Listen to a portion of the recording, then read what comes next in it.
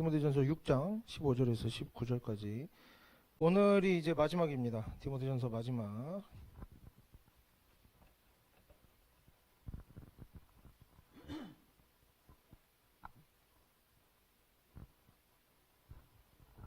예, 디모데전서 6장 15절에서 19절까지 좀 기니까 저부터 해서 한 절씩 번갈아 가면서 읽고 마지막 절 함께 읽도록 하겠습니다.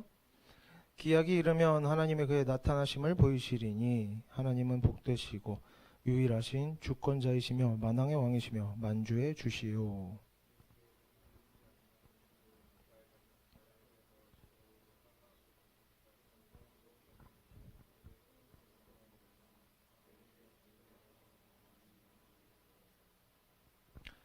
내가 이 세대에서 부한 자들을 명하여 마음을 높이지 말고 정함이 없는 재물에 소망을 두지 말고 오직 우리에게 모든 것을 후히 주사 누리게 하시는 하나님께 두며.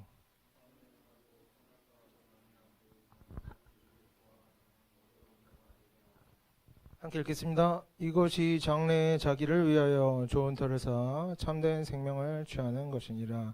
아멘. 예, 15절부터 보겠습니다. 15절 제가 다시 읽을게요. 기약이 이르면 하나님이 그의 나타나심을 보이시리니 하나님은 복되시고 유일하신 주권자이시며 만왕의 왕이시며 만주의 주시요. 앞에 나오는 본문들에서 어떤 내용이 나왔었냐면 이제 예수 그리스도께서 나타나실 것이다. 예, 그리고 나타나실 때 어떤 반전이 회복이 일어난다고 했었죠. 그래서 성도들이 어떻게 해야 돼요? 지금 힘들고 어렵더라도 악한 것은 가까이 하지 말고 선을 행하면서 살아가야 되는 것이죠. 왜? 예수님께서 오실 때 그것들이 다 이제 열매를 맺을 것이기 때문이에요. 악한 것과 선한 것들이. 그래서 하나님 앞에서 우리가 언제나 준비가 되어 있어야 되는 거예요. 어떻게? 흠이 없고 책망받을 것이 없도록. 이런 내용이 나왔었고 이제 본문이 계속해서 이어지고 있습니다. 오늘 본문이 이런 내용에서 이제 이어지는 거예요. 기약이 이르면 이렇게 시작하죠. 기약이 이르면 하나님께서 그의 나타나심을 보이신다. 지금 이 메시지의 초점은 뭡니까? 이 메시지의 초점은 뭐예요? 앞에 것과 이어지는데 하나님께서는 때가 되면 기약이 이르면이라고 되어 있죠. 언제 나타나시는데 나타나심이 반복되죠. 나타나시는데 언제 나타나신다? 기약이 이르면 나타나신다는 겁니다. 때가 되면 반드시 나타나신다. 기약이 있다. 정해진 때가 있다는 겁니다. 그렇기 때문에 우리 성도들은 하나님께서 오실 날 심판의 때 우리가 말하고 행한 모든 선한 일과 악한 일들이 하나님 앞에서 온전히 드러나는, 우리의 마음 가운데 있는 모든 것들이 온전히 드러나는 그때를 지금부터 준비하면서 살아야 한다는 것이죠. 우리가 오늘 여러분이 오전에는 어떻게 보냈습니까? 오후엔 또 어떻게 보낼까요? 우리가 오늘 하는 모든 말과 행동들을 어떻게 해야 된다? 하나님 앞에서 하듯이 해야 된다는 겁니다. 왜? 결국에는 하나님 앞에서 그것들이 다 드러날 것이니까. 심판의 날은 그리고 어떻게 한다? 반드시 온다라는 거죠. 다음으로 넘어가 보면 이렇게 나옵니다. 하나님은 복되시고 유일한 주권자 되시며. 지금 여기 나오는 표현들은 당시 황제에게 사용되던 표현들이에요. 인사말, 아부용 인사말이죠. 당시에 이제 신에게도 사용되고 초월적 존재를 찬양하는 표현들이었습니다. 그래서 지금 사도 바울은 에베소 교회 그리고 실상 모든 하나님을 믿는 성도들이 어떤 태도, 에베소 교회에서 어떤 태도를 가지고 있던 거예요? 하나님을 믿는 성도들이 어떤 태도를 가지고 있었던 거예요? 황제를 찬양하는 태도를 가지고 있었다는 거죠. 일부분. 지금 우리의 일상에 적용해보면 어떻게 됩니까? 성도들 중에도 있다는 거예요. 어떤 사람들? 이 세상의 유익을 따라다니는 그런 태도를 가지고 신앙생활을 하는 사람들이 있다는 거죠. 이 세상의 재미, 흥미, 관심사, 하나님의 말씀이 아닌 다른 것들을 쫓아다니기 위해서 하나님의 말씀은 능히 어떻게 됩니까? 잠깐 잊어버릴 줄도 아는 그런 성도들이 있다는 거죠. 그래서 어떻게 된다? 하나님만 복되시고 유일하신 주권자 되신다. 모든 삶이 하나님께로 돌이켜야 한다는 겁니다. 세상의 관심, 세상의 흥미, 취미, 세상을 사랑하는 마음들이 하나님께로 돌아와야 된다는 거예요. 하나님께서 성경에 뭐라고 나옵니까? 분노하지 말라, 자랑하지 말라, 거짓말하지 말라, 다른 사람 실족하게 하지 말라고 하셨는데도 우리가 어떻게 하는 거예요? 순간의 감정적인 즐거움이나 육체적인 편안함을 위해서 우리의 어떤 불만이나 고통이나 답답함을 해소하려고, 억울함을 해소하려고, 내 마음 속 시원해지려고 어떻게 하는 겁니까? 남한테 화내고 비난하고 깎아내리고 거짓말하고 자랑하고 이러면서 어떻게 한다? 우리가 어떻게 살아가고 있다? 하나님께서 금하신 일들을 반복하면서 살아갑니다. 누구나 그렇다는 거예요. 누구나. 사람이 연약하니까 누구나 범죄하면서 살아가고 있다는 거죠.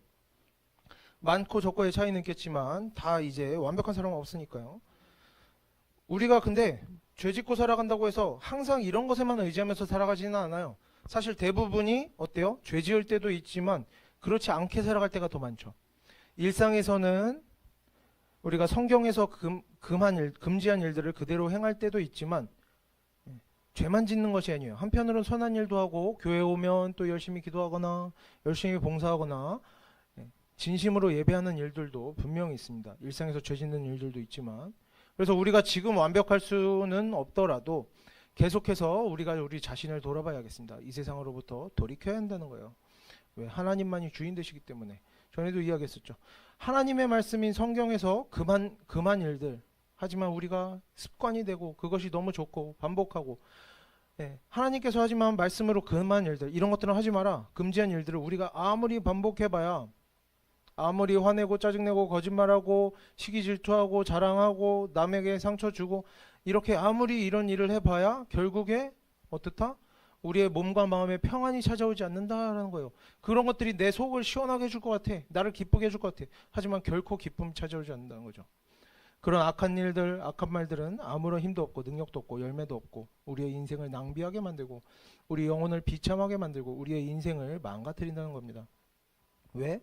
하나님만이 우리에게 복을 주시는 분이고 하나님만이 우리를 구원하시는 분이고 하나님을 벗어난 하나님 바깥에 하나님 외에 다른 모든 것에는 아무런 복도 없고 힘도 능력도 없는 겁니다. 이것이 성경에서 말하는 진리죠. 그래서 그럼에도 불구하고 우리가 악한 말을 하고 악한 행동을 하고 악한 습관을 하고 그런 습관을 버리지 못합니다. 왜 그런 것 같아요? 그런 말과 행동들이 우리에게 좋은 열매를 가져다 줄 것이라고, 이것이 나를 즐겁게 할 거라고, 이것이 나를 편안하게 할 거라고 자꾸 그렇게 상상하고 그렇게 믿기 때문입니다. 그리고 실제로 그렇죠. 연약한 자들에게 우리가 모두가 그렇진 않지만 각자 연약한 부분이 있어요. 연약한 자들에게 나보다 연약한 자들에게 윽박지르면서 분노하면서 때로는 자랑하고 자신을 높이면서 때로는 거짓말로 남들을 속이면서 남에게 상처 주면서 아주 잠깐씩 우리는 순간 즐거움을 얻기도 합니다. 실제로. 하지만 이런 실제 아주 잠깐 좋아 보이는 결과가 있은 후에 내가 악한 말하고 악한 행동하고 아주 잠깐 즐거움을 얻은 후에는 나쁜 열매가 반드시 따라온다는 거죠. 죄가 반복될수록. 오늘 내가 분노했다고 오늘 심판받는 건 아니에요. 하지만 우리가 죄가 반복되고 우리의 습관이 되고 우리가 거기에서 벗어나지 못할 때쯤에 사단이 우리의 인생을 틈타고 하나님과는 우리가 점점 멀어진다는 겁니다.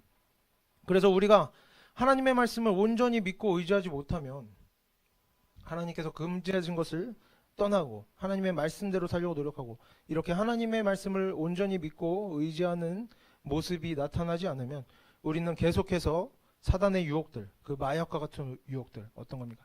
잠깐은 재밌고 즐겁고 편하지만 우리의 인생을 완전히 망가뜨리는 그런 유혹들에 계속 끌려다니면서 두려워하면서 걱정하면서 불안에 떨면서 살게 되는 겁니다.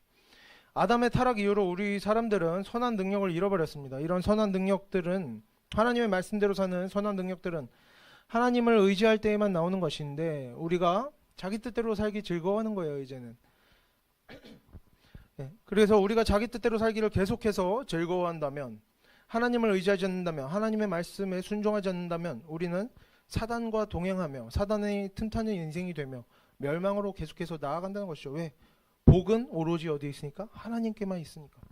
그래서 우리가 진정으로 능력 있는 분은 하나님 한 분밖에 없다. 사단도 이 세상에 그 어떤 것도 우리 자신도 아무런 능력도 없다. 오직 하나님 한 분만이 복되신 분이라고 계속해서 고백해야 되는 겁니다.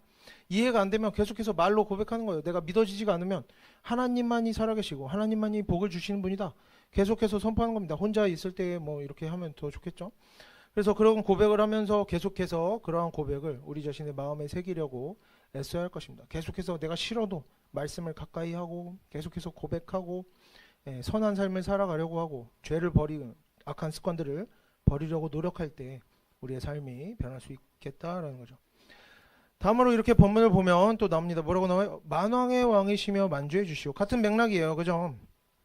하나님께서는 우리의 인생의 주인이 되고자 하신다는 거죠. 그래서 우리의 주인이 되고자 하십니다. 우리가 어떤 말을 해야 되는지, 우리가 어떤 일들을 해야 되는지 하나하나 이렇게 지시하고 명령하고 싶어 하시는 분이에요.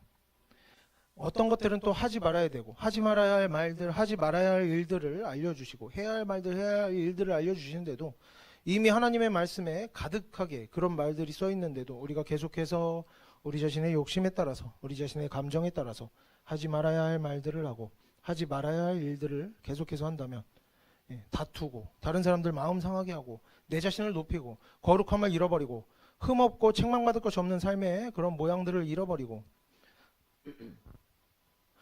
그렇게 우리가 하나님을 우리의 인생의 주인으로 삼지 못하고 어떻게 하는 겁니까? 하나님의 주인 되심, 하나님의 왕 되심을 무시한다면 우리는 결국에 어떻게 되는 겁니까? 내 뜻대로 내 마음 가는 대로 산다면 우리는 하나님의 말씀을 거역하는, 불순종하는 인생이 되는 것이고, 우리가 그렇게 불순종하며 범죄할 때 우리의 인생에서 하나님의 역사심의 경험, 하나님의 동행하심의 경험, 하나님의 능력이 나타나는 그런 경험들을 하기가 매우 어려워진다. 그래서 우리가 이제 말씀에 순종하는 것이 굉장히 중요하겠다 할 수가 있겠고요. 다음으로 16절은 좀 함께 읽어볼까요? 16절 함께 읽어보겠습니다. 오직 그에게만 죽지 아니함이 있고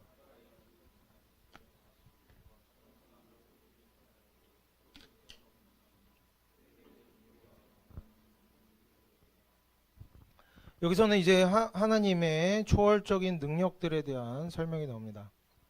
어떤 능력이 있어요? 오직 하나님께만 죽지 아니함이 있다. 오직 그에게만, 오직 하나님만이 죽음과 멸망을 벗어나 계시는 분이라는 거예요. 죽음을 벗어나는 능력이 오직 하나님께만 있다는 거죠. 하나님만이 모든 병들과 아픈 것과 가난하고 외롭고 힘든 모든 문제에 유일한 해답이 되신다는 겁니다. 그래서 어떻게? 하나님께로 나오지 않는 한 사람의 이런 모든 어려움들은 결국에 해결되지 않고 계속해서 고통 속에서 반복되어지는 고통 속에서 살아가게 된다는 것이죠. 이런 어려움이 지나가면 다른 어려움이 찾아오고, 이런 싸움이 지나가면 저런 다툼이 찾아오고 계속해서 반복된다는 거죠. 그리고 뭐라 그럽니까? 가까이 가지 못할 빛에 거하신다. 사람으로서는 빛에 가까이 갈 수 없습니다. 그렇죠? 우리가 빛나는 이 시대의 빛은 뭡니까? 우리가 전구에 가까이 이런 거 말고 이 시대, 신약 시대의 빛은 뭐예요? 뭐 호롱불도 있겠지만 불에도 가까이 갈 수가 없지만 이제 대표적으로는 태양을 얘기하겠죠. 태양에 뭐 그리고 많이 쳐주면 이제 달, 별 이런 거, 이런 것도 포함시킬 수 있는데 가까이 갈 수 없다는 거예요. 사람으로서는. 왜? 사람은 그렇게 연약한 존재라는 겁니다. 하지만 사람으로서는 빛에 가까이 갈 수 없고 그 영광을 옷 입을 수 없죠. 영광의 빛을 옷 입는다 이런 표현 쓰잖아요. 뒤에도 오늘 본문에도 영광이 나오죠. 우리는 빛과 그 영광을 옷 입을 수 없지만 하나님께서는 그 안에 거하신다는 겁니다. 이 시대에 우리에게 빛이라는 것은 물리적인 현상일 뿐이지만 옛날 사람들에게 빛이라는 것은 뭐였어요? 1세기 로마 시대로 돌아가 봅시다. 로마 사람들에게 빛이라는 것은 뭐예요? 신적인 것이에요. 뭐 그런 거 있잖아요. 이제 다 이해하죠. 뭐 비가 오고 홍수가 나고 그러면 우리가 신에게 죄를 져서 날씨가 좋으면 신에게 잘해서 재물을 많이 드렸으니까 막 이런 게 있고, 그런 이해가 있는 시대에서 빛이라는 것은 뭐다? 신적인 것이다. 모든 생명의 근원이에요. 태양이 안 뜨면 아무것도 할 수가 없어. 우리는 잘 감이 안 오죠. 왜? 밤에도 막 밝잖아요. 빛이 많고 막 돌아다니니까. 그런데 옛날에 어때요? 빛이 안 뜨면 돌아다닐 수도 없어요. 여러분 그런 경험 해봤습니까? 해가 안 뜨고 그런 밤에 시골에 다니면은 내 발도 안 보여. 내 손도 안 보여. 그런 걸 경험해봤습니까? 옛날 사람들은 모든 사람이 그런 환경에서 산 거예요. 빛이 없으면 어떻게 된다? 내 손도 내 발도 볼 수가 없어요. 아무것도 볼 수가 없어. 아무것도 할 수가 없어요. 빛은 뭐예요? 모든 생명의 근원인 거예요. 사람뿐만 아니라 동물, 식물, 모든 생명에. 그래서 사람은 빛에 갈 수 없지만 하나님께서는 빛에 거하신다는 겁니다. 뭐요? 똑같은 말이에요. 모든 좋은 것은 어디 있다? 하나님께 있다. 생명의 근원이 되신다. 모든 것의 근원이 되신다는 거예요. 사람은 복된 것들을 스스로 찾기 위해서 어떻게 합니까? 사람들이 복받고 잘 살기 위해서 세상 사람들 어떻게 하는 거예요? 논쟁하고 다투고 분노하고 자랑하고 자신을 높이고 다른 사람과 싸워 이기려고 하지만, 다른 사람들에게 상처 줌으로써 내가 더 높아짐을 확인하려고 하지만, 평생에 그래봐야 어떻게 된다는 겁니까? 하나님 없이 그렇게 살아봐야 더럽고 악하고 무가치한 것들로부터 벗어날 수가 없는 것이에요. 조금 남들보다 나아져도 결국에 진흙탕에서 사는 수밖에 없는 겁니다. 그리고 결국에 겸손하게 자신을 낮추고 하나님께 나아가는 자들, 다투지 않는 자들, 거짓말하지 않는 자들, 범죄하지 않는 자들, 하나님의 말씀에 순종하는 자들만이 하나님과 함께하게 되고 그 빛과 그 영광과 그 생명의 능력을 누리게 된다는 것입니다. 다음으로 16절 마지막에 이렇게 나옵니다. 어떤 사람도 보지 못하였고 또 볼 수 없는 이시니 그에게 종교와 영원한 능력을 돌릴지어다. 아멘. 이렇게 나오죠. 지금 본문은 오직 하나님에게서 모든 귀한 것이 나오고 하나님에게서 모든 능력이 나온다 설명을 하고 있습니다. 예, 뭐 계속해서 이어지는 거죠. 그리고 특히 여기서 능력이라는 단어를 보겠습니다. 능력이라는 단어는 신약 성경에서 사람의 능력을 말하지 않아요. 사람의 능력이 아닌 사단과 하나님, 어떤 신적인, 그리고 하나님의 말씀의 능력, 죽음과 구원의 능력을 설명할 때만 나오는 단어입니다. 이것은 결국에 사람의 뜻대로 하는 일은 약간의 능력이 있고 하나님의 말씀대로 사는 일엔 더 큰 능력이 있다, 이런 말이 아니에요. 무슨 뜻이에요?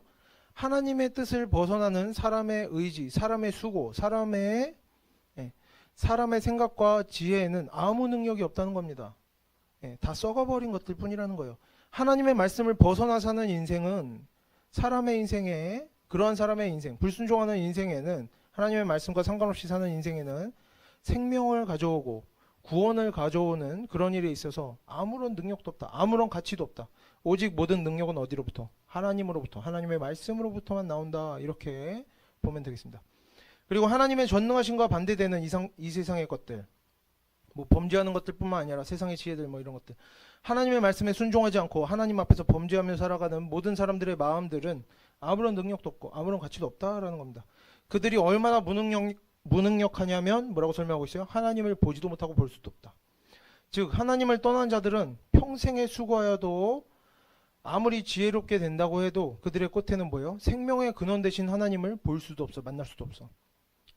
그들의 끝에는 아무런 복된 것도 없고 좋은 것도 없고 결국에 뭐뿐이다? 멸망뿐이다 라는 것입니다. 성경이 분명하게 이야기하고 있다는 거예요. 모든 복된 것들, 생명의 근원들, 이런 것들을 누릴 수 없다는 거죠. 그래서 지금 이렇게 15절 16절은 하나님의 나타나심이 때가 되면 뭐라고 했어요? 반드시 이루어질 것인데, 그때 어떤 것들이 나타난다? 하나님의 능력 있으심, 하나님께서 가치가 있고 복되시고 생명의 주인 되시고 모든 것의 주인 되심이 드러난다는 겁니다. 그럴 때 그날에는 또 그러면 어떻게 되는 거예요? 그렇지 못한 것들, 하나님을 주인 삼지 않는 세상의 모든 것들, 모든 일들, 모든 사람들, 모든 인생들은 어떤 것이 드러난다? 헛되고 아무런 가치가 없다는 것이 분명하게 드러난다는 거죠. 그 무능력함, 복 없음, 생명이 없음, 죽음에 가까움, 불행한 것들이 다 드러나게 된다는 겁니다. 17절을 넘어가서 보겠습니다. 17절도 함께 읽어보겠습니다. 내가 이 세대에서 부한 자들을 명하여 마음을 높이지 말고.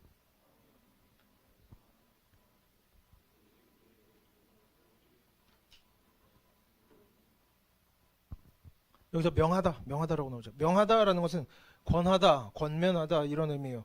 즉 부한 자들에게 권면해라, 이렇게 이해하면 되죠. 내가 이 세대에서 부한 자들을 권면해라. 그렇다고 지금 17절에 나오는 내용들이 꼭 부자들만 들어야 하는 내용은 아닙니다. 나는 부자 아닌데, 이렇게 할 게 아니라 부유하고자 하는, 세상 재물을 좋아하는 모든 사람, 더 많이 가지고자 하는 욕심 있는 모든 사람들, 이 세상에서의 욕심을 뿌리치지 못하는 모든 사람들이 들어야 하는 내용이라고 이해하는 것이 좋겠습니다. 뭐 욕심 없는 사람들이 어디 있겠습니까? 그래서 우리 모든 사람들이 들어야 하는 내용인데, 특히 이 욕심이 있는 부분에 있어서 더 참고하라는 거죠. 그래서 보면 먼저 뭐예요? 부한 자들에게 명하는데 뭘 명해? 마음을 높이지 말라, 이렇게 나옵니다. 마음을 높이는 건 뭐예요? 이 단어를 보면 뭐 어려운 뜻이 아닙니다. 마음을 높인다는 것은 헬라어로 보면 교만함 말이에요. 교만함, 우월감을 느끼는 것, 이런 상태를 말하는 것인데, 우리가 부자라면, 재물을 가졌다면 스스로 뭐해라? 높아지지 마라, 우월감을 가지지 마라, 이렇게 이해하면 되겠고, 우리가 부자고 재물을 많이 가졌고 이런 상황이 아니더라도 우리 자신이 다른 사람들보다 뭐 조금이라도 뭐가 낫거나 나은 사람, 뭐 조금 똑똑하거나 조금 재주가 많거나 뭔가 더 잘하거나 할 때에도, 뭔가 좋은 결과가 있었거나 할 때에도 우리가 어떻게 해야 된다? 우리 자신에 대해서 우월감을 가지면 안 된다는 거예요. 마음이 높아지면 안 된다는 거예요. 스스로 자신에게 높은 가치를 매기는 그런 태도를 가져서는 안 된다는 것이죠. 난 대단해, 이런 태도 가져서는 안 된다는 거예요. 왜냐하면 왜 그래요? 왜 우리가 자신을 높이면 안 됩니까? 재산뿐만 아니라 내가 잘났는데 왜 나를 높이면 안 돼? 재산뿐만 아니라 모든 재주와 능력과 모든 좋은 것들은 앞에서 뭐라고 설명했어요? 15절 16절에서 모든 좋은 것들은 하나님께로부터 나온 것이기 때문이다. 내 것이 아닌 거예요. 하나님께 받은 거예요. 그러니까 그래서 우리가 항상 모든 일들에 대해서 하나님께 받은 것으로 알아야 한다는 거예요. 모든 근원은 하나님께 있다는 것을 알아야 돼요. 그러면 어떤 마음을 가져요? 나 정말 잘난 것 같아가 아니라 뭐예요? 하나님께 감사하면서 살아야 되는 것이죠. 근데 만약에 그렇지 못하고 하나님께 받은 것을 누리면서도 스스로 높이게 된다면 그러한 태도는 앞에 나왔듯이 어떤 일들이 일어나는 거예요. 그런 자신을 높이는 태도로부터 모든 복의 근원이 되시고 생명의 근원이 되시는 하나님을 거역하는 겁니다. 하나님과 멀어지는 거예요. 하나님을 멀리하는 인생이 되고 하나님을 거역하고 불순종하는 인생이 되고 그 결과 어떻다? 가치가 없다. 불행하다. 생명을 잃어버린다. 그런 인생이 되어버리는 것입니다. 그래서 17절 계속 보면 이렇게 나옵니다. 뒤에 가보면 이제 뭐라고 나와요? 정함이 없는 재물에 소망을 두지 말라. 정함이 없다는 게 뭐예요? 여기서 성경에서 정함이 없다라는 것은 확실함이 없다, 불확실하다, 이런 의미입니다. 재물은 어떤 것이다? 불확실한 것이다. 그렇기 때문에 거기에 소망을 두지 말라는 의미이죠. 재물이 부족할 때 우리는 어떻습니까? 어떤 마음이 들어요? 재물이 부족할 때. 재물이 부족할 때 우리는 재물을 확실한 것으로 여길 때가 많습니다. 재물이 있다 그러면 또 다른 게 가지고 싶어지죠. 예. 왜? 삶이 만족스럽지 않거든. 가져봤는데. 예. 그런데 재물이 없으면 어떻게 해요? 재물이 확실한 것 같이 느껴져요. 지금 당장 재물이 없으면 서로 다투고 마음이 힘들고 몸이 힘들고 뭐 내가 쓸데없이 막 뭐 사람들과 말다툼하게 되고 교만해지고 막 이런 것들이, 아니면 막 좌절감이 느껴지고 낙심하고 뭐 신앙생활을 제대로 못하고, 모든 문제가 뭐 어떻게 느껴집니까? 아, 내가 재물이 부족해서 그래, 이렇게 느껴진다는 겁니다. 재물이 없으면. 하지만 실제 많은 사람들이 살아가는 모습을 보다 보면 재물이 차고 넘치도록 생긴다고 해서 모든 문제가 해결되지는 않습니다. 네. 재물이 많을 때에도 온갖 고통 중에 살아가는 사람들이 얼마든지 있음을 우리가 조금만 돌아보면 알 수가 있어요. 뭐 그렇다고 재물이 많은 것이 죄다 이런 것이 아니라, 많고 적고가 아니라 하나님께서 복되시다는 거죠. 재물의 복의 근원이 되지 않는다는 거예요. 그런데 우리 사람은 아무리 이런 것들을 보고 듣고 알아도, 앞에서 아무리 이렇게 말하고 그래도 재물이 모든 것을 해결해 주지 않는다는 것을 이야기하고 나누고 이렇게 알아도 한편으로는 또 욕심이 생기고, 한편으로는 지금의 상황이 내 성품의 문제가 아니다, 내 신앙의 문제가 아니다, 지금 내 삶의 온갖 어려움들이 내 문제가 아니고 나는 문제가 없고, 내 모든 문제는 어디서 온다? 재물의 부족 때문이다. 내 손에 달려있지 않은, 내가 해결할 수 없는 재물의 문제 때문에 내가 다른 사람들과 다투게 되고 부정적인 생각하게 되고 하나님을 믿지 못하게 되고 분노하고 자랑하고 이기적으로 살게 되는 것이다. 나도 다른 사람처럼 풍족했다면 지금처럼 안 살았을 것이다. 더 좋은 성품으로 살고 더 선하게 말하고 선하게 행동하면서 살았을 것이다. 재물이 있었다면. 이렇게 내 자신이 아닌 바깥에서 문제의 원인을 찾고 싶어하는 그런 마음들이 우리에게 있다는 거죠. 재물을 확실한 것으로 여기고자 하는 그런 마음이 있다는 거예요. 그래서 사람의 마음은 자꾸 어때요? 문제의 원인을 나에게서 찾지 않고 바깥으로, 특히 재물의 부족함에서 계속해서 찾게 된다는 겁니다. 하지만 성경이 말하는 거죠. 뭐라고 합니까? 에베소 교회 성도들도 이랬던 거예요. 재물에서 확실한 것을 찾으려고 했던 거죠. 그렇지만 뭐라 그래요? 정함이 없는 재물이다. 정함이 없는 재물에 소망을 두지 말라. 그것들이 우리의 그 무엇도 해결해 주지 않는다는 거예요. 오직 우리에게 모든 것을 주사 누리게 하시는 하나님께 두라. 재물이 우리의 모든 것을 해결해 주시는 것이 아니라 뭐다? 해결책은 어디에 있다? 하나님께 두라라는 거예요. 하나님께서 해결해 주신다.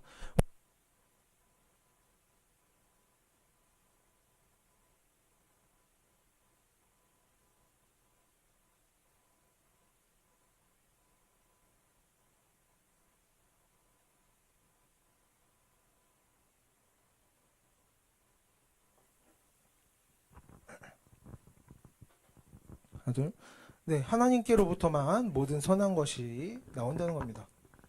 재물에 소망을 두는 자가 어떻다? 재물에 소망을 두는 자가 올바른 인생을 살게 되는 것도 아니고, 재물을 얻는 자가 모든 것을 얻는 것이 아니다. 지금 성경에서 뭐라고 하는 겁니까? 정함이 없는 재물. 재물에 소망을 둔다고 잘 사는 것도 아니고, 재물을 얻는다고 잘 사는 것도 아니다. 하나님께서 모든 것을 후히 주시는 분이기 때문에 하나님께 소망을 두는 사람만이 어떻게? 인생을 의미 있게 살게 되고, 그 마지막에는 하나님과 함께 모든 것을 풍족하게 차고 넘치게 누리게 되는 것이다. 하나님께서 뭘 주신다는 거예요? 돈을 주신다 이게 아니라 뭘 주시는 겁니까? 생명을 주신다는 겁니다. 생명을. 성경은 우리에게 이렇게 가르치고 있는 겁니다. 복의 근원제 되신다고. 그러면 하나님께서 모든 것을 후히 주사 누리게 하신다. 뭡니까? 부자가 되려면 말인가? 그냥 할까요? 세상생활 이상한가? 부자가 되려면 하나님을 믿어라 이런 말인가? 빌립보서를 보면 이런 말이 나와요. 사도 바울이 뭐라 그래요? 자신이 배고픔과 배부름, 풍부와 궁핍에 다 처할 줄 알게 되었다라고 말합니다. 즉 하나님의 일을 하면 항상 부자로 살아. 나도 그래. 사도 바울이 그럽니까? 성경에서 말하는 원리가 이런 의미가 아니라는 거예요. 복의 근원이 되신다는 게 내가 돈을 쫓지 않고 하나님 쫓으면 부자 된다가 아니라는 겁니다. 하나님 뜻대로 사는 사람도, 그리고 악하게 사는 사람도 풍족하게 사는 경우가 있고 궁핍하게 사는 경우도 있다는 것입니다. 뭐 선하게 살면 부자 되고 악하게 살면 뭐 거지가 되냐, 그런 게 아니라는 거예요. 그래서 하나님께서 모든 것을 후히 주신다는 말은 그러면 무슨 뜻이에요? 지혜로우신 하나님께서 모든 것을 모든 사람에게 적당하게 알맞게 그때에 맞게 베풀어 주신다, 이렇게 좀 이해하면 좋겠습니다. 그래서 우리가 풍족할 때에는 어떻게? 우리가 재주가 있고 막 지혜가 있고 뭔가 일이 잘 될 때에는 모든 것을 주신 분이 하나님이심을 알고 언제나 감사한 마음으로 겸손한 마음으로 살아가야 하겠습니다. 이것이 풍족함에 처할 줄 아는 사람의 자세라 할 수가 있겠죠. 그리고 또 세상이 악하고 사람이 악하고 내가 부족하고 이런저런 이유로 우리에게 때로 부족할 때가 있지만 그럴 때에도 우리가 어때요? 우리가 부족하고 궁핍할 때라도 우리가 원망하고 불만 품고 다른 사람들 시기 질투할 게 아니라 상황이 어려울 때라도 우리가 하나님에 대해서 하나님께서는 이렇게 채워주시는 분이다. 우리가 때로 고난 속에 있기도 하지만 하나님께서 우리를 절대 버리지 않으신다. 때가 되면 우리에게 회복을 주실 것이고 채워주실 것이고 생명을 부어주실 것이다. 이런 믿음을 가지고 우리가 언제나 하나님의 뜻대로 선하게 성실하게 정직하게 하나님 말씀대로 살아가려고 노력하는 것이 성도로서 올바른 태도라 할 수가 있겠습니다. 다시 본문으로 돌아와서 여기서 누림이라고 해요. 누린다. 여기서 누림이라는 단어는 없으면 없는 대로 만족하고 억지로 기뻐해야 한다, 이런 것은 아니에요. 여기서 누림이라는 것은 감각적인 인간적인 즐거움을 의미하는 단어입니다. 실제 즐거운 일들을 이야기하는 단어예요. 실제 좋은 일들이 일어나고 그것을 기뻐하는 것, 이런 것들을 포함하는 단어인데, 하나님께서는 사람에게 육신을 주시고 거기에 오감을 주셨습니다. 우리에게 눈과 코와 입과 촉감과 이런 것들을 주신 것이 하나님이시다. 그리고 맛있는 음식과 부드럽고 따뜻한 옷으로 우리가 즐거움을 누리게 하시는 분도 하나님이시라는 겁니다. 성경에선 분명하게 설명하고 있습니다. 모든 좋은 것들이 하나님으로부터 왔다. 모든 좋은 것들이. 그렇기 때문에 가난 속에서 고통받는 사람들, 배고픔에 힘들어하고 추위에 떠는 사람들에게, 또 어떤 사람들이 있어요. 뭐 이런 것들이 채워져도 내가 너무 무식해서 힘들어, 뭐 내가 힘이 없어, 뭐 이런 것들 다 포함해서 내가 마음이 너무 연약해서 힘들고, 이런 사람들에게 지금 상황에 만족해라, 욕심내지 마라, 주어진 것에 만족해라, 육신은 중요하지 않다, 영혼 천국 가는 것만이 중요하다, 이런 식으로 충고하는 태도가 이런 식의 충고가 아니라는 겁니다. 그래서 이런 식의 육신의 것에 욕심내지 마라, 부족함이 채워지기를 막 그런 거에 욕심내지 마라, 영혼만 중요하다, 이런 식의 충고나 이런 식의 태도나 지나치게 금욕적인 태도는 성경과 하나님에 대해서 좀 잘못 이해한 것이라고 할 수가 있겠죠. 우리의 영혼과 육신에 좋은 모든 것들은 어디서부터 온다? 하나님으로부터 온다. 물론 우리가 잠시 이럴 수는 있어요. 이런 신앙의 이해는 있을 수 있습니다. 잠시 신앙의 유익을 위해서 개인적으로 금식이나 뭐 미디어 금식이나 심지어 약간의 고행 같은 것들을 하는 것은 꼭 문제라고 할 필요는 없을 것 같아요. 그리고 실제로 이런 것들이 도움이 되죠. 여러분 안 해보셨으면 한 번쯤은 해보시는 것을, 건강에 상하지 않는 선에서 한 번쯤 해보시는 것을 추천드립니다. 신앙에 도움이 되고 이런 것들이 다 문제라는 건 아니에요. 하지만 그런 모습들이 금욕적이고 뭐 금식하고 고행하는 그런 모습들이 우리에게 본래 주어진 일상에서의 의무라던가 사람의 인생에서의 자연스러운 모습이라던가 다른 사람들에게 당당하게 요구하고 권면할 수 있는 그런 것이거나 뭐 모든 사람이 감당해야만 하는 그런 필수적인 의무는 아니라는 거예요. 우리 모두가 무소유로 살아야 된다, 이런 게 아니라는 거죠. 하나님께서는 우리에게 후히 주시고 누리게 하시는 분이기 때문에 우리가 뭐 반드시 신앙생활에 꼭 필요한 게 아니면 뭐 다 금지해야 된다, 뭐 욕하고 싸우고 이런 건 당연히 금지해야 되지만 뭐 좋은 거, 사람에게 좋은 거, 맛있는 음식 이런 거 다 금지해야 된다, 악한 것이다, 낭비다, 이럴 게 아니라 좋은 옷, 좋은 음식 다 낭비고 죄고 이렇게 할 게 아니라 수고하고 일하고 봉사하고 열심히 뭔가 살아내고 나면 푹 쉬기도 해야 되고 놀러도 잘 다니고 맛있는 것도 먹으면서 즐거워할 줄도 알고 해야 하겠습니다. 정말 수고했으면 쉬는 날에는, 금요일까지 잘 일했으면 토요일에는 방에서 굴러다니고 그럴 줄도 알아야 되는 거예요. 마음 편하게. 하나님께서 우리에게 일도 주시지만 휴식도 주시는 겁니다. 물론 디모데전서 앞부분에도 나왔듯이 지나치게 게으른 건 문제입니다. 지나치게 사치하는 건 문제예요.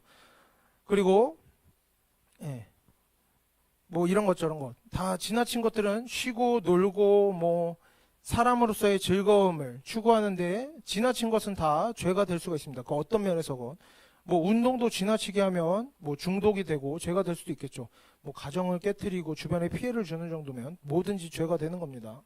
뭐 말하고 행동하고 모든 것들이 또 하나님의 말씀을 벗어나서 하는 것들은 다 당연히 죄가 되는 것이지만 하나님의 말씀을 벗어나지 않고 적당한 정도에서 이루어지는 개인적인 즐거움을 위한 여가 활동들은 우리에게 즐거운 일일 뿐만 아니라 뭐 그건 사람의 일이다, 세속적인 일이다 이렇게 할 게 아니라 하나님께서 주신 일이다 이렇게도 우리가 이해하는 것이 좋다는 겁니다. 당연히 이제 어디까지가 하나님의 말씀에 벗어나지 않는가, 어디까지가 내가 즐거우면서도 하나님의 말씀에 합한가라는 것은 조금 복잡한 문제가 될 때가 많아요. 쉽지 않은 문제이고 분명히 자기 마음대로 사람의 욕심 때문에 여가활동 취미생활 한다고 지나치게 방탕한 생활을 하고 뭐 예를 들면 하나님께서 즐거움을 주셨다 이러면서 맨날 술 취하고 이렇게 하는 건 당연히 문제가 되겠죠. 방탕한 생활을 하고 사치하고 악한 일하고 하나님 앞에서 범죄하는 사람들도 얼마든지 있을 수가 있습니다. 이런 하나님의 말씀을 하나님께서 즐거움을 주시는 분이다 이러면 또 이것만 과대하게 해석해가지고 분명히 범죄하는 사람들도 있을 수 있기 때문에 언제나 한편으로는 우리가 생각을 해야겠죠. 하나님의 말씀을 계속해서 듣고 배우면서 절제하는 것들에 대해서 고민하고 알아가면서 배워가면서 좋은 습관을 익혀야겠지만 어쨌든 건전한 흐름 안에서 하나님께서는 우리에게 후히 주시고 누리게 하는 분이다. 우리가 인생에 수고하는 것도 우리가 수고하기를 바라시지만 또 우리에게 즐거움도 주시는 분이 하나님이시다. 우리가 이것을 좀 기억했으면 좋겠습니다. 지나치게 금욕적인 것도 성경적이지 않다. 그래서 18절을 이제 읽어보겠습니다. 이거 함께 읽어볼게요. 선을 행하고 선한 사업을 많이 하고 나누어 주기를 좋아하며 너그러운 자가 되게 하라. 재물뿐만 아니라 모든 지식과 재주와 좋은 환경과 자신이 가진 무엇이든지 그것이 하나님께서 주심을 안다면 하나님께서 모든 것의 근원 되심을 안다면 우리가 어떻게 살아야 돼요 이제? 우리가 각자 우리가 가진 것으로 때로는 마음에 내키지 않아도 내가 하고 싶을 때만 합니까? 내가 하기 싫을 때라도 좀 피곤하고 귀찮고 싫어도 하나님께 복을 받은 자로서의 의무를 다해야 되는 겁니다. 재산을 가졌으면 재주를 가졌으면 그것들을 하나님 뜻대로 사용해야 된다는 거죠. 억지로라도 선한 일을 계속해서 하면서 살아가야 된다는 겁니다. 내가 이거는 부족하지만 이거는 많아. 그러면 많이 가진 것으로 계속해서 봉사해야 된다는 것이죠. 전에도 계속해서 나왔던 내용입니다. 이스라엘 백성은 어떻게 됐어요? 구별되었어요. 하나님께 구별되었죠. 구약을 보면 이방인들과 달라요. 이스라엘 백성들은 구별되었기 때문에 많은 복을 받기도 했고 또 그 대신 어떻게 해요? 우상을 섬기면 심각한 벌도 받았습니다. 뭐 예를 들면 삼손 얘기 자주 하는데 삼손은 나실인이었어요. 하나님께 구별되었죠. 그렇기 때문에 큰 힘을 가질 수 있었고 또 죄를 지었을 때는 벌을 받기도 했어요. 우리 개인의 인생도 마찬가지입니다. 우리 개인도 마찬가지예요. 많은 것을 받은 사람은 많은 의무를 감당해야 되는 겁니다. 10달란트 받았으면 10달란트의 의무를 감당해야 되는 겁니다. 10달란트를 남겨야 되는 거예요. 그리고 그런 많은 의무를 잘 감당해내면 그만큼 10달란트만큼의 또 복을 하나님께서 주시는 것이지만 자신이 할 수 있는 일을 해내지 않으면 내가 1달란트를 받고 10달란트를 받았으면서도 땅에 묻어두고 하나님의 일, 선한 사업에 사용하지 않으면 거기에 대해서는 하나님 앞에서 반드시 책임을 지게 되어 있다는 겁니다. 이것이 하나님께서 성경을 통해 우리에게 가르치시는 원리인 거예요.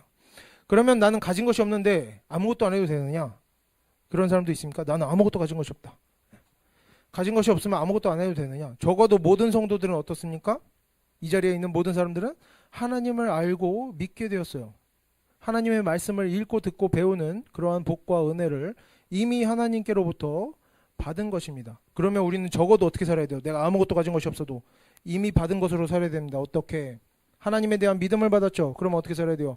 하나님을 모르는 사람보다는 적어도 더 탁월한 도덕성을 갖추고 더 많이 용서해주고 기다리고 더 많이 사랑하고 베풀어야 할 의무가 있는 것입니다. 물론 우리가 더 많은 일을 하지 않는다고 하나님께서 우리를 막 찾아오셔서 괴롭히시느냐 그런 건 아니지만 하나님을 믿는 사람들에게는 평생에 사단의 방해가 있게 되는 겁니다. 그리고 하나님께서 뭐라고 그러셨어요? 선을 행하라. 그런데 선을 행하지 않아. 그럼 뭐예요? 하나님의 말씀에 불순종하는 거죠. 그러면 어떻게 되는 겁니까? 사단이 그 인생에 틈타기 시작하는 겁니다. 불순종하는 자들에게 하나님의 말씀을 두려워하지 않고 경외하지 않는 자들에게는 사단이 틈타는 겁니다. 하지만 하나님과 동행하는 인생, 하나님의 말씀에 순종하는 인생에는 그 모든 사단의 방해와 모든 고난을 이겨내는 하나님의 보호하심과 축복이 있게 되는 거예요. 물론 때때로 실패할 때도 있겠죠. 때때로 넘어질 때도 있지만 계속해서 하나님의 말씀으로 돌아간다면 우리의 인생은 반드시 열매를 맺게 되어 있다. 그 모든 사단의 방해와 모든 고난을 이겨내는 하나님의 보호하심과 축복이 있게 되는 것이고, 그 의무를 다하지 않고 열매가 없고 죄 짓는 성도들, 악한 습관에서 벗어나지 못하고 분노하고 시기질투하고 조롱하고 악한 말과 행동을 하는 성도들, 하나님께서 주신 것이 있는데 그것을 선하게 사용하지 않는 성도들에게는 하나님께서 많은 것을 주고자 하셔도 주실 수가 없는 겁니다. 하나님과 멀어지게 되는 것이요, 사단이 틈타게 되는 것이요, 수시로 틈타게 되는 것이죠. 그러면 이제 그 인생에는 사단의 방해와 공격이 계속해서 나타나게 되는 겁니다. 물론 고난이 많다고 내가 항상 잘못하고 있는 것은 아닙니다. 성경에서는 또 뭐라 그래요? 의인이 고난이 많다라고 반복해서 이야기합니다. 하지만 차이가 뭐예요? 죄를 지어서 사단의 틈탐이 있고 인생이 고통인 사람과 의인이라서 고난이 많은 사람, 하나님의 일꾼이라서 고난이 많은 사람, 차이는 뭡니까? 의인에게는 항상 그 고난을 넘어서는 하나님의 축복이 있다라는 내용이 함께 나옵니다. 그래서 우리가 고난이 있든지 없든지 언제나 하나님의 자녀답게 하나님의 말씀에 순종하면서 하나님께서 기뻐하실 만한 인생을 살아가면서 그런 모든 고난을 여러분들이 이겨내고 하나님의 보호하심을 누리고 복주심을 누리는 그런 하나님의 자녀들 되기를 바랍니다. 마지막으로 19절 보겠습니다. 19절 함께 보겠습니다. 이것이 장래의 자기를 위하여 좋은 터를 쌓아 참된 생명을 취하는 것이니라. 19절에서는 뭐라 그래요? 이러한 일들, 모든 좋은 일들이 하나님께로부터 온 것임을 알고 하나님의 말씀에 순종하며 선을 행하는 일들이 어떤 일들이다? 좋은 터를 쌓는 일이고 참된 생명을 취하는 것이다. 이렇게 설명이 나옵니다. 마치 어느 정도까지 설명을 하고 있어요? 선을 행하면 내가 생명을 취하는 것이다. 하나님을 통해서 하나님이 내가 선을 행할 때 좋게 보시고 막 그래서 생명을 주시고 이런 과정을 마치 다 뛰어넘는 것처럼 설명을 하죠. 그 정도로 효과적이다라고 강조를 하는 겁니다. 그래서 여기서 나오는 이제 참된 생명이란 뭐냐? 이 참된 생명은 어떤 의미로 해석하든지 간에 헬라어 단어를 보면 어떤 의미든지 간에 이 세상에서의 복이나 건강 같은 것을 말하는 것이 아니라 영원한 생명, 중간에 흐트러뜨리지 않는, 뭐 건강했다 아팠다가 재산이 있다가 없다가 이런 것을 말하는 것이 아니라 영원한 생명, 끊임이 없는 생명, 부활 생명을 말합니다. 그렇다고 지금 본문이 좋은 일을 하고 선을 행하는 그런 행위가 우리를 구원해 준다라는 뜻은 아니에요. 성경에서 뭐 헌금을 하면, 선을 행하면, 욕심을 버리면 하늘에 상급이 있다, 이런 내용들이 많이 나오는데 하나님께서 복 주시는 분임을 알고 내가 가진 것을 하나님께서 주신 것으로 알고 하나님 뜻대로 살려고 노력하는 사람들이 어떤 사람들이다, 바로 복받는다, 이게 아니라 그런 사람들, 하나님의 말씀에 순종하는 사람들이 믿음이 있는 사람들이죠. 그래서 이렇게 자신을 내려놓고 하나님을 믿고 하나님의 말씀에 순종하는 사람들이 장차 환난을 이겨내고 심판을 지나 영생에 얻게 되는 것입니다. 어떤 자들이? 뭐 선한 일을 행한 자들이? 이게 아니에요. 선을 행한 자들은 어떤 사람들이다? 믿음이 있는 자들이다. 그래서 믿음이 있는 자들, 그리고 얼마나 믿음이 있는 자들, 이렇게 선한 일을 해낼 정도로 믿음이 있는 자들이 장차 심판을 이겨내고 영생을 얻게 되는 것이라. 그래서 이렇게 선한 일을 하고 가난한 사람들을 돕는 것이 어떻게 한다? 성도들의 믿음을 자라게 하고 굳건하게 하고 환난 중에 그 믿음이 흔들리지 않게 하고 결국에 그러한 믿음을 통해 우리가 영생을 얻는다, 이런 의미로 이해하면 되겠습니다.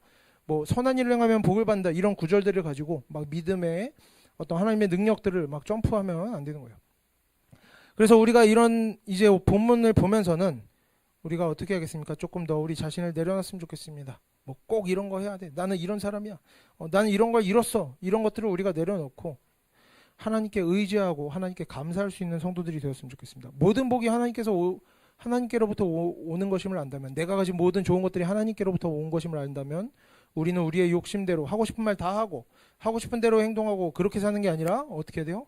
모든 일에 있어서 내가 피곤하고 마음이 상할지라도 답답할지라도 하기 싫을지라도 언제나 우리가 하나님의 말씀대로 살아내려고, 그리고 하나님께서 나에게 주신 것을 하나님 뜻대로 사용하려고 애써야 할 것입니다. 또 하나님의 말씀대로 사는 일, 선한 일하고 정의를 행하는 것, 뭐 다른 사람 돕고 잘못을 바로잡고 악한 일을 멀리하고 모든 일들도 우리가 어떻게 해야 돼요? 선한 일을 할 때는 아무렇게나 해도 돼요? 내가 하고 싶은 대로? 나의 판단대로 느낌대로 할 게 아니라 하나님의 말씀대로 감당해야 하나님 앞에서 의미가 있다, 이것을 기억했으면 좋겠습니다. 하나님께서 우리에게 복을 주시고 누리게 하셨다면 우리의 인생은 하나님의 말씀대로 살아가야 된다는 겁니다. 오늘 본문에 따르면 어떻게 해요? 즐길 것은 즐기고 누릴 것은 누리라 이겁니다. 지나치게 엄격한 태도와 금욕적인 생활도 버려야 되고, 사람의 생각으로는 아무리 그렇지 않을지라도 버릴 것은 버리고 누릴 것은 누리고, 모든 것을 하나님께서 주신 것임을 안다면 부족하고 잘난 것을 비교하는, 내가 저 사람보다 잘난 것 같아, 이런 비교하는 태도들 버리고, 내가 좋을 때만, 내가 원하는 만큼만, 내가 하고 싶은 일만 선한이라는 게 아니라 어때요? 하나님께서 주신 것이니까, 내 인생, 내 생명, 내 시간 하나님께서 주신 것이니까, 때로는 싫을 때라도 힘들 때라도 마음이 들지 않는 일도 억지로 감당해내야 할 때도 있는